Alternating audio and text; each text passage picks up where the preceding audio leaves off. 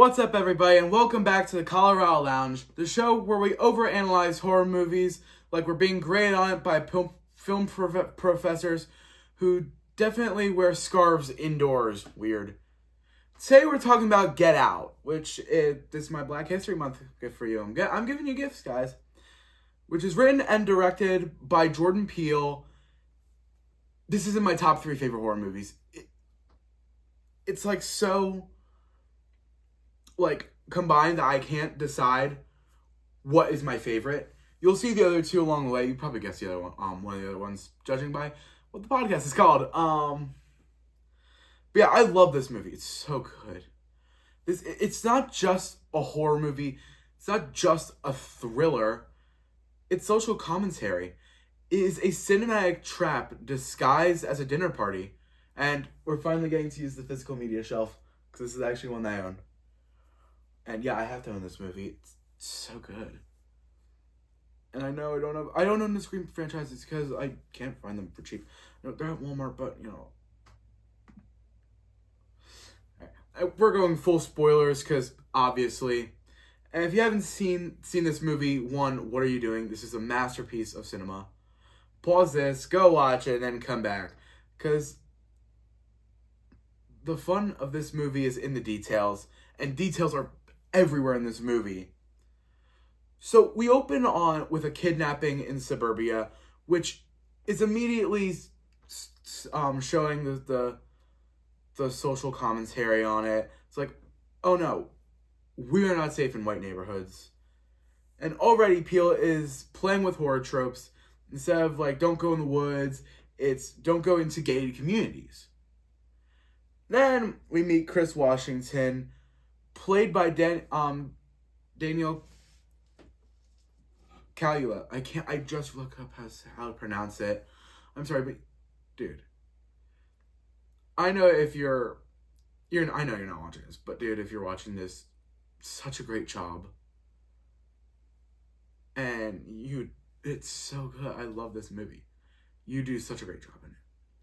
And this man acts with his eyeballs.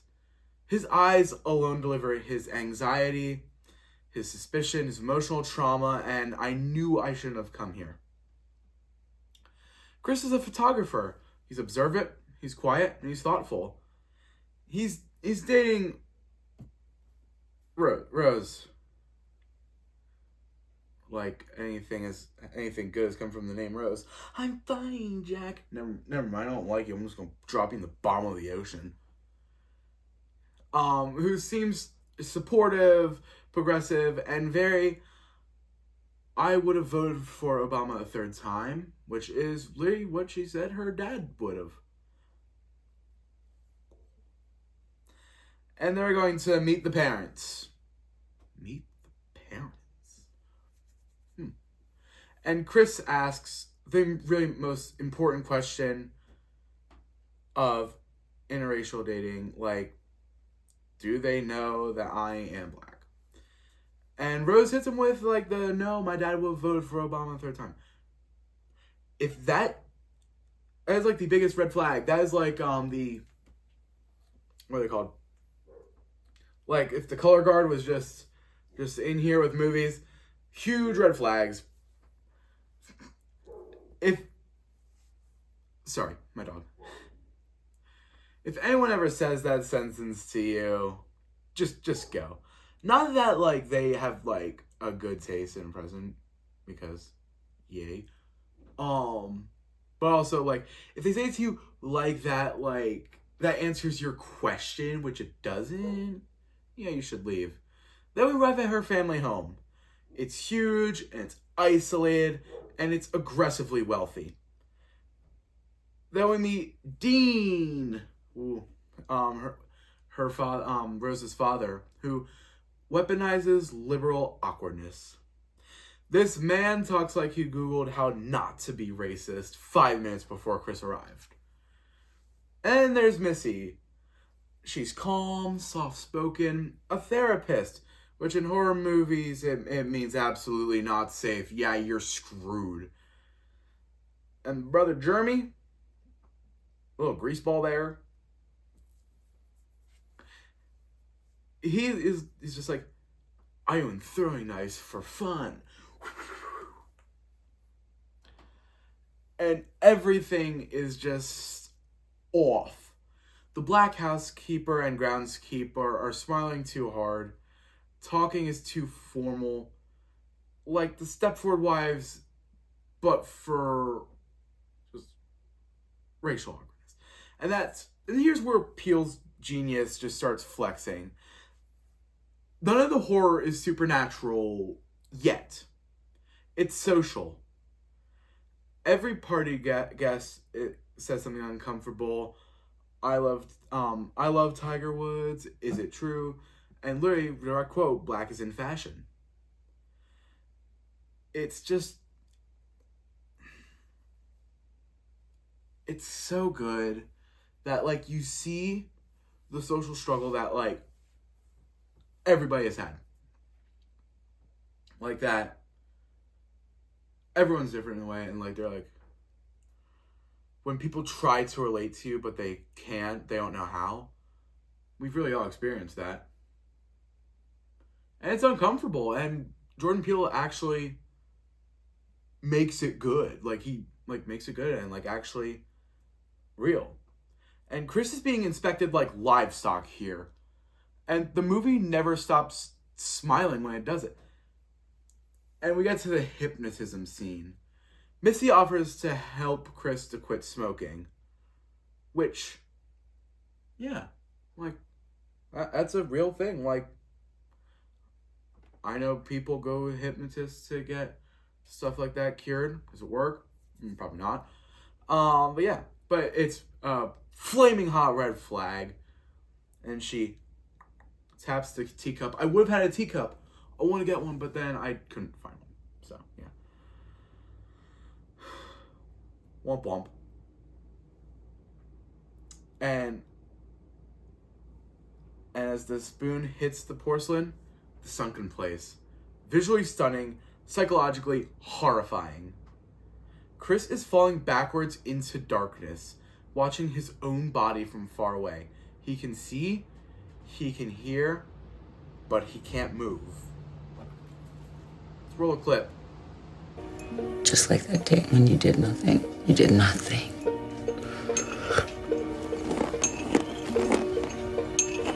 Now,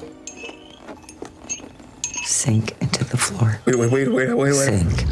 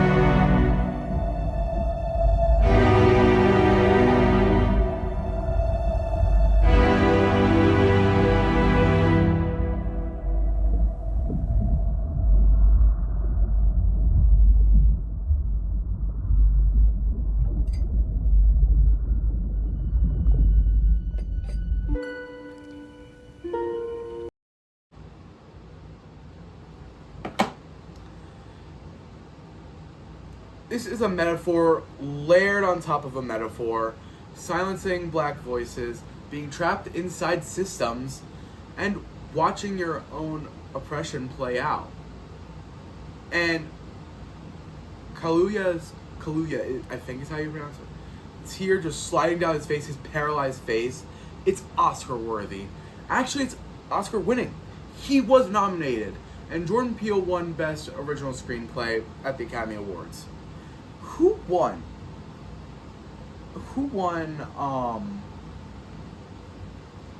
Who did...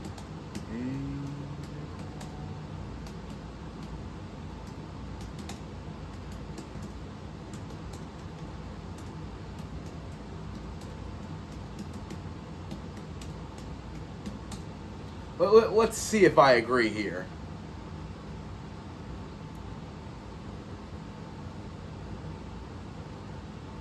Oh my god, at the awards.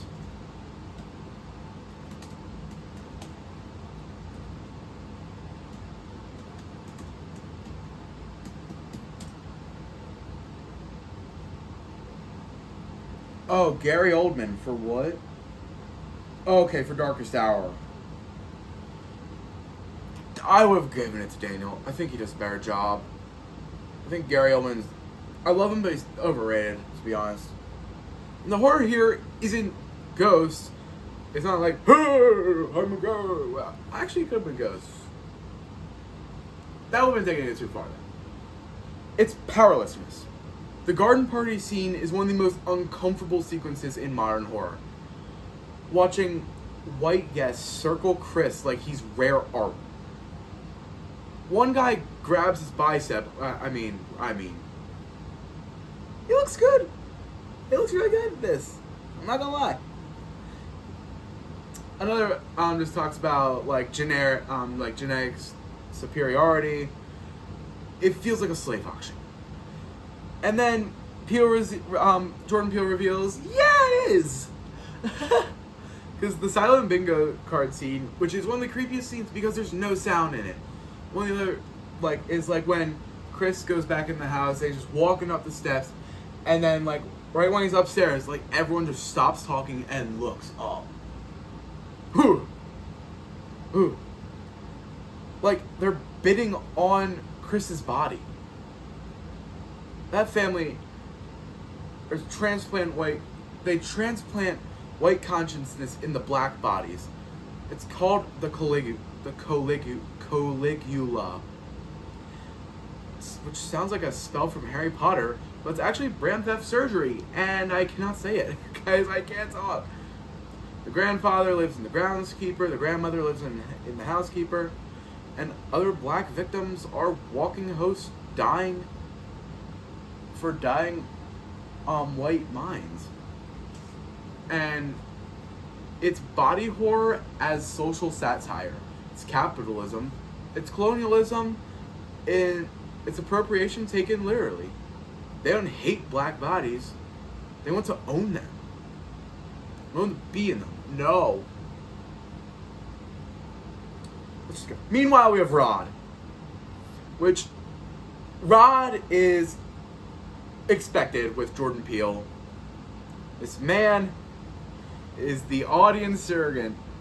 He sees one weird texting and goes, oh no, that's sex slavery. That's no good. He works at the TSA. And somehow is the only competent law enforcement character in this. His entire subplot is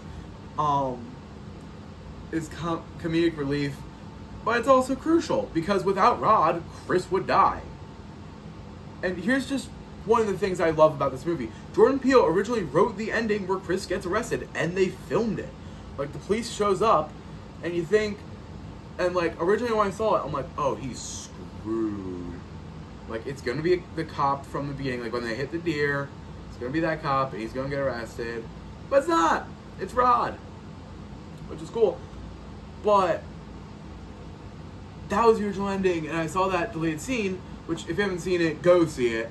It's really good. I like it, which I like, because Chris deserves a win after that, guys. It should. Instead of police, it's Rod, which is both funny and revolutionary. The black best friend saves the day. No one dies tragically for realism points. Cool. Now let's talk about Rose. Every rose has her Chris. The reveal, the scene that I love, and again, I would have gotten Fruit Loops, but then again, I completely forgot, and I was out, and I completely forgot to get some. But she's eating dry Fruit Loops in a bowl, while sipping milks separately. Yeah, that's might be a layer of something there. And Allison Williams, she plays Rose as Laird. At first she defends Chris, stands up to her dad, seems supportive, but then when she switches, she's cold, flat, and dead-eyed. She was never hypnotized, she was always recruiting. Literally, you see a shoebox full of her and like pictures of her and black guys that you see in the movie that have been taken over, and Georgina, which man, you're getting around, cool. And her performance is terrifying because it's not rage. Like, she doesn't scream, she just doesn't care, and it's scary that way. And we also see her when she's, drinking the milk. You see her, like she's looking for her next victim.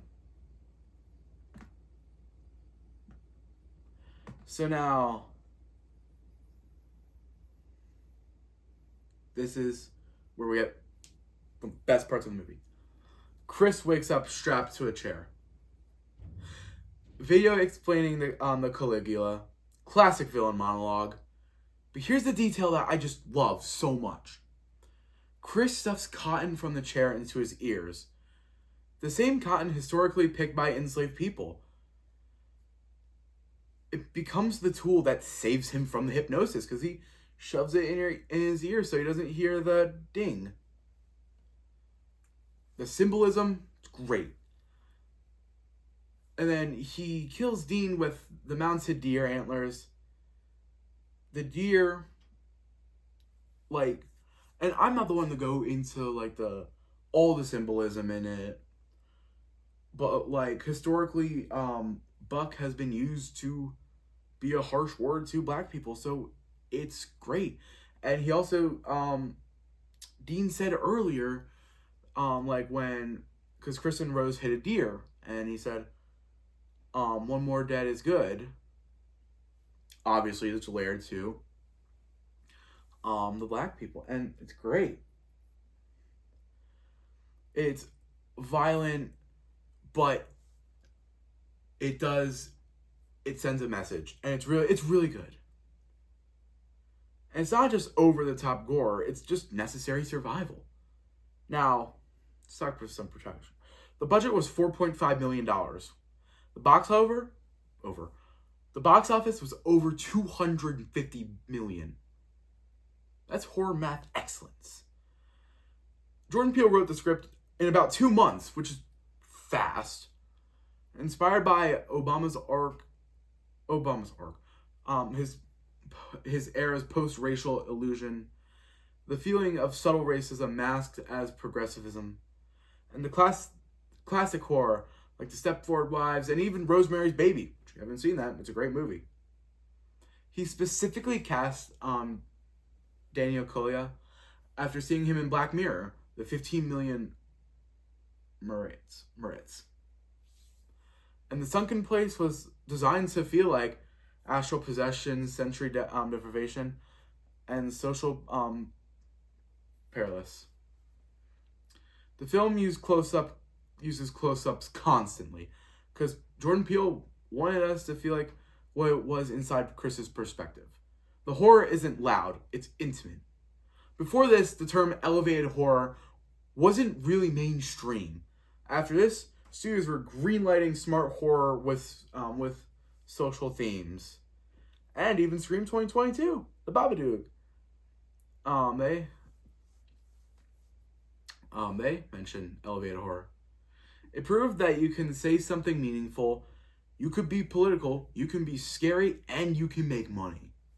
It also proved that Jordan Peele wasn't just the guy from Key and Peele, even though Key and Peele, I love it so much. He's so good at making horror. He'd later make Us and Nope and produce Him, which I haven't seen yet, but I'm thinking about watching it. Tell me if I should. I don't know. I'm not really big into football. I don't know. But I do like horror movies. Is that football? I'm pretty sure that was. I don't know. But Get Out is his best movie by far for me. I love Us and Nope, but it's his best movie.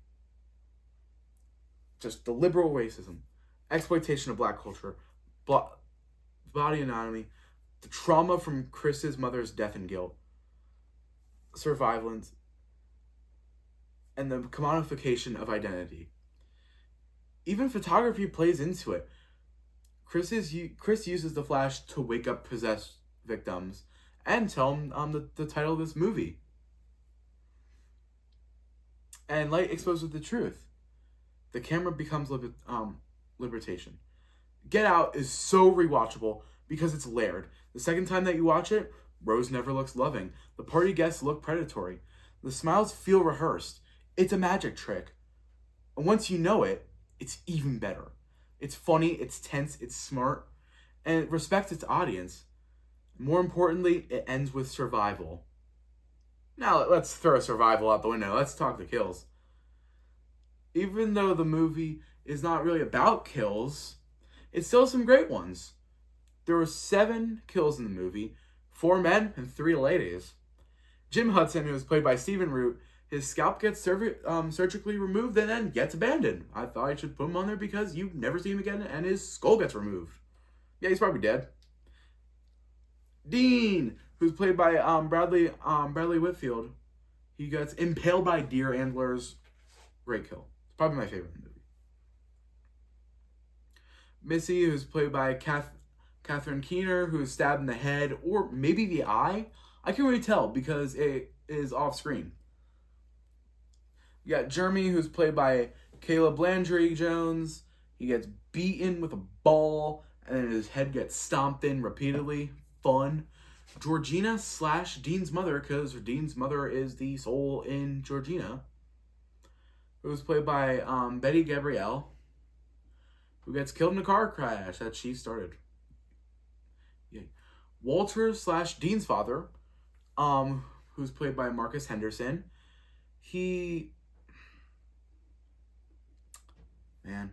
shoots himself in the head with a rifle because, Chris uses the flash, and yeah. Then we get Rose, who's played by Allison Williams, who gets shot in the stomach, strangled for a bit, and then left for dead. She bled out. So that is Get Out. One of the most important horror films of the 2010s. I can't believe it's almost 10 years old. It's great. It's crazy. If you enjoyed this episode, please let me know what movie I should do next week. So then, stay polite. Don't trust teacups.